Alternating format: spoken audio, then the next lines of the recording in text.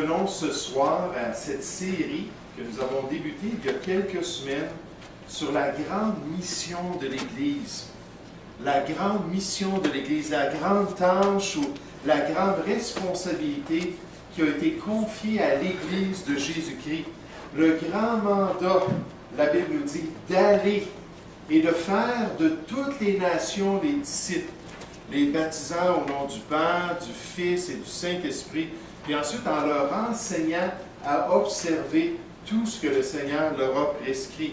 Puis on a déjà commencé à regarder un peu les détails de cette grande mission-là, et on s'est surtout posé la question, pourquoi est-ce que le chrétien devrait être impliqué dans cette grande tâche? Pourquoi est-ce que l'enfant de Dieu devrait prendre à cœur la grande mission de l'Église? On a déjà vu la dernière fois que, premièrement, c'est à cause de la source de cette grande mission. C'est à cause de celui qui l'ordonna d'affirmer aux siens. Il leur a dit, vous m'appelez Maître et Seigneur, et vous dites bien, car je le suis. Puis nécessairement, le Seigneur Jésus a l'autorité de dicter sa volonté à son Église. Il a l'autorité de les guider dans les pratiques qu'il désire pour les enfants de Dieu. Puis par application, il a demandé à ses disciples, il leur a dit, pourquoi m'appelez-vous Seigneur, Seigneur, et ne faites-vous pas ce que je dis? Je pense vraiment que dans les Écritures, c'est clair qu'étant donné que c'est le Seigneur Jésus, la tête de l'Église, le chef qui a donné cette instruction-là, que le chrétien devrait prendre ça à cœur, que le chrétien devrait être sensible envers cette tâche-là qui lui a été confiée. Parce que c'est Jésus lui-même qui désire ça dans sa vie. Cette conscience-là du lien avec le Seigneur Jésus au niveau de cette responsabilité-là ressort du Nouveau Testament. Par exemple, dans 2 Corinthiens 5, au verset 20, l'apôtre Paul dit, « Nous faisons donc les fonctions d'ambassadeurs pour Christ. » Lorsqu'on va supplier les gens, lorsqu'on va les encourager de se tourner vers le Seigneur Jésus, de se tourner vers son sacrifice, d'accepter Jésus comme leur sauveur. Ça dit, nous faisons donc les fonctions d'ambassadeurs pour Christ, comme si Dieu exhortait par nous. Nous vous en supplions au nom de Christ, soyez réconciliés avec Dieu. Et donc, Dieu nous appelle à suivre le Seigneur Jésus. Il nous appelle à nous soumettre à cette ordonnance-là, à nous soumettre à cette responsabilité-là. Et lorsqu'on regarde la bonne nouvelle qui nous a été confiée, lorsqu'on regarde l'Évangile et qu'on étudie un petit peu l'étymologie de ce mot-là, dans le grec, c'est euangelios. Et euangelios, c'était le mot qui voulait dire un bon décret ou un bon message. Puis à l'époque du Nouveau Testament, lorsque l'empereur, comme par exemple on pourrait dire Jules César, ça c'est avant les empereurs, mais lorsqu'on parle de peut-être Caligula ou lorsqu'on parle de Néron ou un autre empereur qui décidait d'établir une nouvelle loi, il envoyait des héros à travers l'Empire. Des héros ou des messagers qui étaient confiés, qu'on leur confiait d'aller avec ce message-là pour dire aux gens qu'il y avait une nouvelle règle qui venait d'être établie. Cette règle-là, nécessairement, était présentée comme étant bonne. Que ce soit des impôts plus élevés, que ce soit des restrictions plus sévères, on disait, on a un bon message pour vous, on a une bonne nouvelle qui nous vient de l'empereur. Puis quand les gens maltraitaient ces messagers-là, ou quand les gens se détournaient de leur message, ils étaient en train d'appeler le jugement impérial lui-même, ou le jugement de l'empereur. Parce que ces messagers-là, ces ambassadeurs-là, représentaient leur roi. Et vous savez, en tant que chrétiens, nous aussi, on devrait prendre ça à cœur. Parce que c'est le roi des rois et le Seigneur des seigneurs qui nous confie cette tâche-là. La Bible nous dit qu'un jour, chaque chrétien, nous allons comparaître devant le tribunal de Christ. Dieu le Père a remis tout jugement au Fils, même le jugement du service des chrétiens. Jean 5, verset 22. Moi, je crois qu'il a même remis le jugement du grand trône blanc à Jésus-Christ. Et je crois que c'est lui qui va s'asseoir sur le grand trône blanc. Mais donc, il a remis ce jugement-là, puis imaginez chacun de nous un jour. On va être évalué concernant notre obéissance. On va être évalué concernant notre service chrétien. Concernant le fait que sur le fondement du salut, on avait la responsabilité de construire avec de l'or, de l'argent, puis des pierres précieuses, puis tout va être testé par le feu de son regard, le feu de son évaluation de notre service. Et imaginez ces dernières instructions qu'il a confiées à son Église, cette grande tâche. Imaginez si ça va être important au tribunal de Christ. Lorsqu'on va le voir comme il est, lorsqu'on va être en face à face avec lui, et lorsqu'on va être évalué par notre Sauveur. Et à cause que c'est le Seigneur Jésus, on a une grande responsabilité de prendre ça à cœur. Maintenant, ce soir, encore une fois, pourquoi le chrétien devrait-il participer à la grande mission? Pourquoi est-ce qu'il devrait prendre ça à cœur? Deuxièmement, c'est à cause de la grandeur de l'œuvre. La grandeur de l'œuvre. Puis la grande mission, c'est la plus grande œuvre donnée à l'être humain. Quand on considère nécessairement son impact, puis la possibilité de changer l'éternité d'une personne, la possibilité d'altérer le sort final d'un être humain en lui présentant l'Évangile. Et la Bible nous dit que puisqu'on nous a confié cette responsabilité-là, on doit considérer l'impact de cette œuvre-là dans la vie des gens. Pensez à l'apôtre Paul lorsqu'il était persécuté. Et l'apôtre Paul, lorsqu'on rejetait son message, lorsqu'il devait fuir une ville, il avait beaucoup de pression parce qu'il avait accepté de se soumettre à cette grande mission. Il avait pris à cœur cette tâche-là. Puis il représentait son Sauveur en répandant abondamment, il nous dit, la semence de Dieu, puis le message de Jésus-Christ. Et dans Romains 1, au verset 16, il nous dit pourquoi il était prêt à le faire avec tant d'hardiesse. Il a dit, car je n'ai point honte de l'Évangile, c'est la puissance de Dieu pour le salut de quiconque croit. Puis cette grande mission-là contient une grande puissance, contient le seul message, parlant du seul, le seul sauveur, puis le seul salut qui peut transformer la vie d'une personne. Et à la lumière de cela, on devrait être prêt à amener les perdus vers Christ. La Bible nous dit, allez et faites de toutes les nations des disciples, les baptisant au nom du Père, du Fils et du Saint-Esprit. Et nécessairement en prêchant cette bonne nouvelle, en amenant les gens à comprendre l'Évangile, on peut leur permettre de croire en Jésus-Christ. Tournez avec moi, s'il vous plaît, dans Marc chapitre 16. Juste pour voir un autre passage qui nous parle de cette grande mission qui a été confiée à l'Église. Un passage parallèle où on nous donne un peu plus de détails concernant la responsabilité du chrétien. Marc chapitre 16, à partir du verset 15. On nous dit, puis il leur dit, allez par tout le monde et prêchez la bonne nouvelle à toute la création. Celui qui croira à ce message qui nous a été confié et qui sera baptisé sera sauvé. Mais celui qui ne croira pas sera condamné. Marc 16, à partir du verset 15.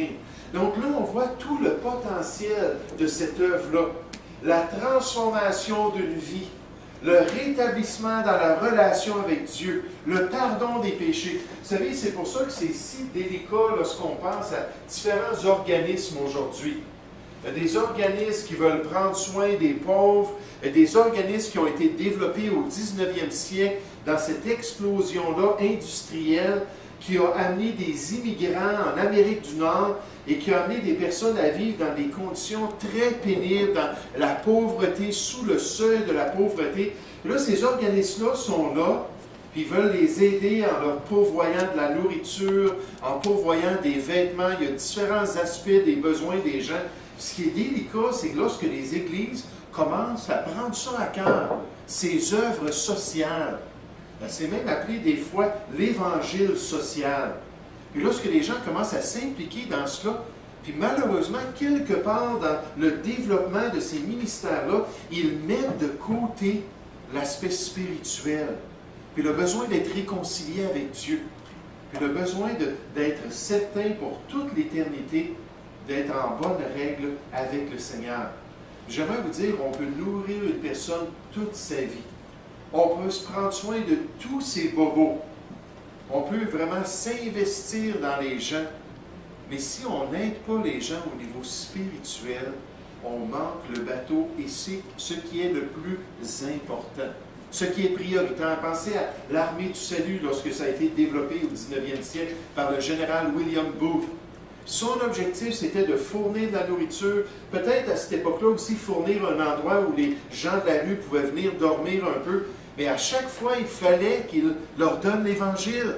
Puis en fait, la publicité, c'était toujours quelqu'un qui pointait le doigt ou des thèmes similaires à ça, puis il disait « Es-tu né de nouveau? » Puis en Angleterre, on pouvait se promener puis voir des pancartes « Êtes-vous né de nouveau?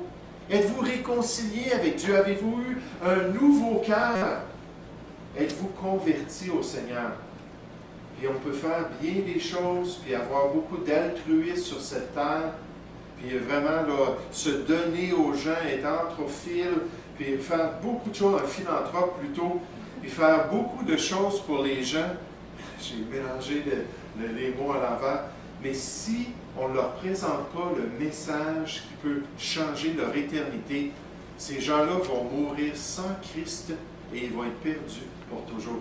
L'Église doit rester dans la priorité.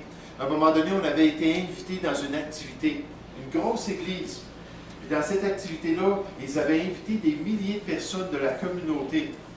Puis pendant l'activité, ils avaient donné les consignes aux chrétiens de ne pas parler de Jésus-Christ et de son évangile.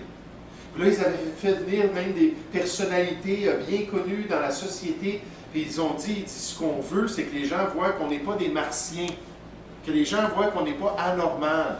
Puis on comprend les besoins des pauvres, puis on veut vraiment aider les personnes, puis on veut contribuer, puis on veut encourager la contribution auprès de ceux qui sont démunis. Mais là, c'est vraiment un extrême de dire, ne partage pas le nom de Jésus-Christ, puis ne parle pas de son merveilleux salut et de ce qu'il a fait dans ta vie.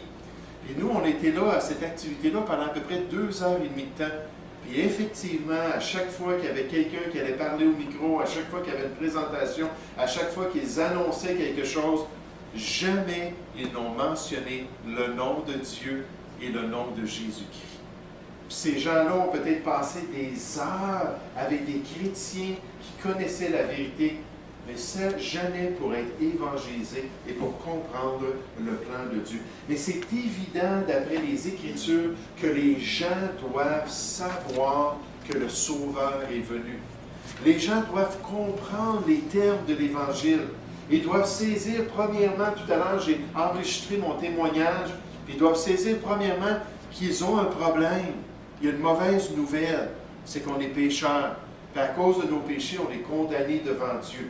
Et moi, je me souviens quand ce pasteur-là avait pris le temps de m'expliquer mon état spirituel. Il avait pris le temps de me mettre dans le bateau de l'humanité, car tous ont péché et sont privés de la gloire de Dieu. Puis là, il m'a expliqué, deuxièmement, qu'il y avait un salaire au péché ou une conséquence. Et c'est le jugement de Dieu. Dieu doit juger les gens. Dieu doit les condamner à cause de leur péché. Puis en fait, si on vit une vie sans connaître le salut de Dieu, puis on vit une vie sans connaître cette grâce-là du Seigneur, la Bible nous dit qu'on est en train d'accumuler un trésor de colère. Puis un jour, ça va nous rattraper. Après la mort vient le jugement. Puis là, il dit, écoute, tu es perdu comme moi j'ai été perdu, tu es perdu. Mais il dit, la solution, dernièrement, c'est une personne. C'est pas de devenir plus religieux, c'est pas de commencer à suivre des dogmes quelconques, à t'attacher à une dénomination quelconque, puis devenir membre d'une église quelconque. Il dit, ce que tu as besoin, premièrement, c'est d'une personne dans ta vie. Cette personne-là, c'est le Seigneur Jésus. Dans Éphésiens 2, au verset 1, on nous dit notre sort, qu'on est tous morts Le mot mort, c'est-à-dire séparé. On est tous séparés de Dieu à cause de nos offenses et de nos péchés. Ça, c'est la mauvaise nouvelle que les gens ont besoin d'entendre. Vous étiez morts, dit l'apôtre Paul, en parlant à des gens qui, à un moment donné, ont été ramenés à la vie. Ils ont été vivifiés en Jésus-Christ. Mais il dit, à cette époque-là, vous étiez morts par vos offenses et par vos péchés, dans lesquels vous marchiez autrefois, selon le train de ce monde, selon le prince de la puissance de l'air, de l'esprit qui agit maintenant dans les fils de la rébellion. Oh boy! Ça, c'est qu'est-ce que Dieu pense de l'être humain inconverti, de celui qui n'a pas encore Jésus comme son sauveur. Il est un rebelle. Et c'est pour ça que la Bible nous parle de nos iniquités. Qu'est-ce que c'est qu'une iniquité? C'est de la rébellion. Le mot veut dire résister à la volonté de Dieu. C'est le contraire, ou l'iniquité ou l'impiété, c'est le contraire d'un désir de plaire à Dieu et de se soumettre à Dieu. Mais on est des fils de la rébellion. Il dit, nous tous aussi, nous étions de leur nombre et nous vivions autrefois selon les convoitises de notre chair, accomplissant les volontés de la chair et de nos péchés, nos pensées, et nous étions par nature des enfants de colère. Jean 3, 36 nous dit que la colère de Dieu demeure sur nous. Nous sommes des enfants voués à la colère comme les hommes. Vous savez ce que je trouve remarquable à l'âge de 21 ans, lorsque j'ai accepté mon état spirituel, lorsque je me suis humilié devant le verdict de Dieu, c'est que je n'avais pas de la difficulté à croire que j'étais un pécheur. Puis le pasteur me dit, regarde, je vais t'expliquer c'est quoi le péché, parce qu'il me dit, est-ce que tu comprends ce terme-là? Moi, j'ai été élevé comme un athée, j'avais aucune terminologie, je n'avais pas un vocabulaire chrétien du tout. Puis même après avoir été sauvé, il a fallu que j'apprenne le tout, parce que je n'avais pas du tout d'enseignement dans la Bible et dans les croyances chrétiennes. La théologie chrétienne, là, ça c'était chinois pour moi. Et là, il a dit, voici ce que c'est le péché. Le péché, c'est tout le mal qu'on fait contre la volonté de Dieu. C'est la transgression de la loi. 1 Jean 3 au verset 4. Là, il a commencé à m'expliquer ça. Puis à chaque fois qu'il disait quelque chose, comme il parlait par exemple de la convoitise, il parlait par exemple de, je ne sais pas moi, le mensonge, l'hypocrisie, lorsqu'on n'est pas honnête. Toutes ces choses-là, il me disait ces choses-là, puis l'Esprit de Dieu mettait le doigt. Je suis comme ça, effectivement. Honore ton père et ta mère. Hein, si tu n'honores pas tes parents, mais tu es dans le péché. Oh, ça faisait mal. J'étais tout un rebelle et je n'honorais pas mes parents, pas du tout. Mais toutes sortes de choses comme ça qu'il m'a montré et j'ai accepté par la grâce de Dieu mon état spirituel. Mais les gens, pour pouvoir l'accepter, il faut qu'ils le comprennent, n'est-ce pas? Il faut qu'ils l'entendent, il faut qu'ils soient confrontés. Et c'est pour ça que Jésus allait partout dans la Palestine et qu'il prêchait la repentance et la foi dans l'Évangile, pour que les gens soient conscients qu'ils puissent saisir leur responsabilité de se tourner vers Dieu. Il faut annoncer la bonne nouvelle aux gens. Il faut leur partager le message de Dieu pour qu'ils puissent venir au Sauveur et à son salut. Dans Romains 10, au verset 15, on nous dit « Et comment y aura-t-il des prédicateurs s'ils ne sont pas envoyés? » Puis quand j'ai vu ça dans l'étude, je me suis dit « Ah, ils ont manqué le bateau! » C'est les versets précédents qui sont le plus importants pour nous montrer comment l'impact est précieux, puis comment le fait qu'on partage l'Évangile, ça peut changer le cœur de quelqu'un. Quand je fais de l'évangélisation, j'essaie toujours de me rappeler ça. C'est la puissance de Dieu pour le salut de quiconque croit. Et si Dieu met son doigt sur le cœur de l'individu, et si Dieu donne l'accroissement, mes propres paroles qui ont l'air si faibles vont pouvoir être utilisées pour changer l'éternité de cette personne-là. Regardez avec moi dans Romains chapitre 10, les versets précédents. Je trouvais tellement que l'impact est plus grand lorsqu'on considère tout le contexte. Romains chapitre 10, à partir du verset 12, mais il faut réaliser que les gens ont besoin d'entendre l'Évangile. Ils ont besoin d'être confrontés avec le salut de Dieu. Oh, frères et sœurs, vous pouvez peut-être être le meilleur employé dans l'usine où vous travaillez. Vous pouvez être la meilleure épouse de votre mari le meilleur parent de vos enfants, le meilleur ami de votre copain, le meilleur, je ne sais pas moi, citoyen de votre communauté. Puis les gens, peut-être qu'ils vous voient, puis ils voient votre conduite, ils voient vos attitudes, ils voient comment vous réagissez sous le stress. Puis peut-être que les gens vont dire, effectivement, c'est un chrétien. Il y a quelque chose de différent. Puis peut-être qu'ils vont être même attirés par le sel que vous leur présentez, puis par la lumière que vous leur donnez. Mais j'aimerais vous dire, si vous n'ouvrez pas la bouche pour leur dire le message, ça ne change rien, ce témoignage-là. C'est pour ça que Paul a reçu cette instruction-là dans Actes chapitre, oh là j'ai un blanc de mémoire, 18 au verset 9. L'apôtre Paul, Jésus lui a apparu dans un songe qui a dit, Paul, parle, ne te tais point, car j'ai un peuple nombreux dans cette ville. Il faut que les gens entendent. Regardez dans Romains 10, on nous dit au verset 12, il n'y a aucune différence, en effet, entre le juif et le grec, puisqu'ils ont tous un même Seigneur, qui est riche pour tous ceux qui l'invoquent. Car quiconque invoquera le nom du Seigneur sera sauvé. C'est ce qu'on a dit, allez et prêchez la bonne nouvelle, celui qui croira sera sauvé. Puis le salut de l'âme, c'est vraiment la chose la plus importante dans la Nouvelle Alliance, dans le Nouveau Testament. On nous dit que les gens doivent invoquer le Seigneur.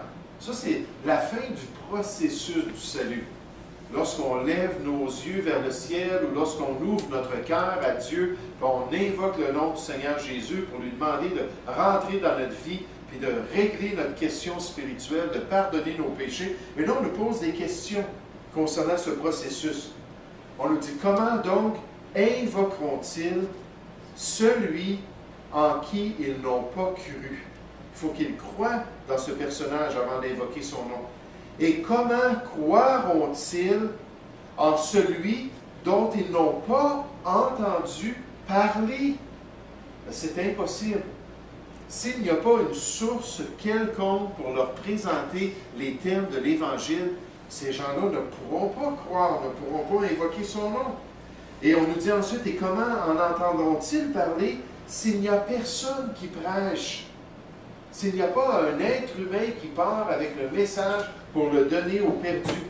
Et comment y aura-t-il des prédicateurs s'ils ne sont pas envoyés, selon qu'il est écrit, qu'ils sont beaux les pieds de ceux qui annoncent la paix, de ceux qui annoncent de bonnes nouvelles. Dieu nous dit dans 1 Timothée 2 au verset 3 qu'il veut que tous les hommes soient sauvés et parviennent à la connaissance de la vérité. C'est certain que ce n'est pas tous ceux qui entendent le message. C'est certain que ce n'est pas tous ceux qui sont confrontés par leur état spirituel et par l'œuvre de Jésus qui vont être sauvés. Mais Dieu nous dit, ça, ce n'est pas votre responsabilité. Vous avez la responsabilité de l'expédition, puis moi, je m'occupe de la réception. Puis vous, concentrez-vous sur votre responsabilité d'expédier le message. C'est pour ça qu'on nous dit ici, dans Romains 10, au verset 16, « Mais tous n'ont pas obéi à la bonne nouvelle. » C'est triste, ça, n'est-ce pas? Quand on voit des gens déchirer le pamphlet ou quand on voit des gens dire « Oh, moi, je veux rien savoir de lui, puis ce qu'il a fait sur la croix, ça ne m'intéresse pas. » La Bible nous dit dans Hébreux chapitre 10 que les gens peuvent fouler aux pieds le Fils de Dieu. Littéralement se détourner de son salut, se détourner de l'œuvre de l'Esprit de Dieu, puis résister à cette nouvelle alliance-là. Mais oui, c'est triste. Mais vous savez, ça, ce n'est pas à nous que les gens doivent rendre compte. Ça, ils vont rendre compte à Dieu pour les choix qu'ils auront faits.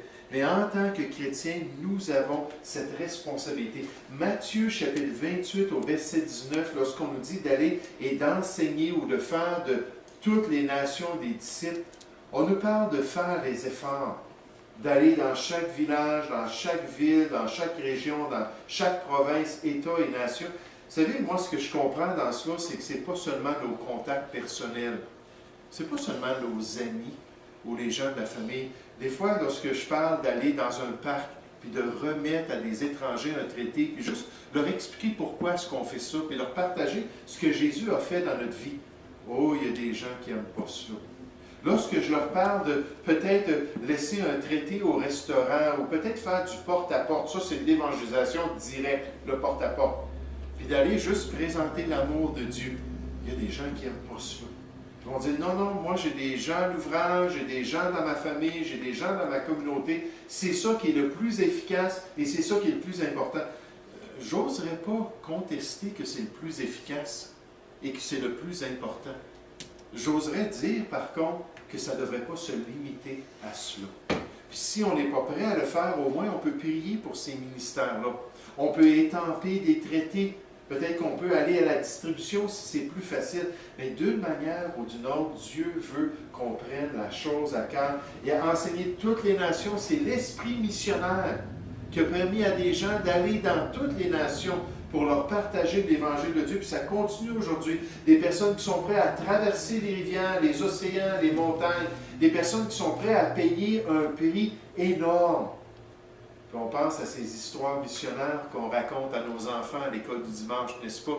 Puis on parle des Adoniram Judson ou des Hudson Taylor, ou tous ces personnages-là qui souvent ont été emprisonnés, souvent ont eu des maladies, souvent ont vécu de la mortalité dans leur famille. Pourquoi? Parce qu'ils ont quitté l'Angleterre, ou ils ont quitté le Canada, ou ils ont quitté les États-Unis, sachant que la grande mission, ce n'est pas juste à Jérusalem, c'est aussi en Judée, en Samarie et jusqu'aux extrémités de la terre. Donc, si on ne peut pas le faire nous-mêmes, puis aller en Chine, pourquoi pas envoyer quelqu'un qui irait en notre nom? Si on ne peut pas partir pour s'en aller, je ne sais pas, au Guatemala, pourquoi pas envoyer quelqu'un en notre nom qui va accomplir cette tâche-là pour la gloire de Dieu? Ça implique que chaque âme doit entendre l'Évangile. Vous savez, même pendant la période de la tribulation, d'après Matthieu chapitre 24, la Bible nous dit que la tribulation va durer pendant 7 ans de temps.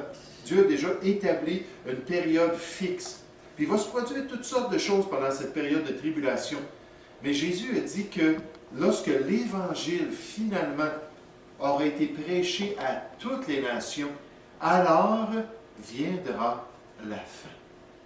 Puis je trouve ça merveilleux que dans la plus grande partie de l'apostasie de l'histoire humaine, dans Matthieu 24, à nouveau, Jésus nous dit qu'il n'y aura jamais eu une période de temps comme cette période. Il n'y en a jamais eu auparavant, il n'y en aura jamais après. Ça va être vraiment l'apogée de l'apostasie, de la rébellion de l'être humain, du règne du malin. Même pendant cette période de temps-là, l'Évangile va être répandu. Le Seigneur va permettre que les gens soient au courant. Sa miséricorde va se propager d'après Apocalypse chapitre 7, alors qu'il va y avoir des gens de toutes les nations, de tous les peuples, de toutes langues, de toutes tribus, qui vont laver leurs vêtements dans le sang de l'agneau. Ils vont être une minorité, mais jamais vous dire qu'ils vont être sauvés pendant la pire des périodes de l'histoire humaine. Puis Dieu veut que les gens soient au courant. Le Seigneur Jésus a posé une question à ses disciples. Il a dit, que servirait-il à un homme de gagner tout le monde s'il perdait son âme?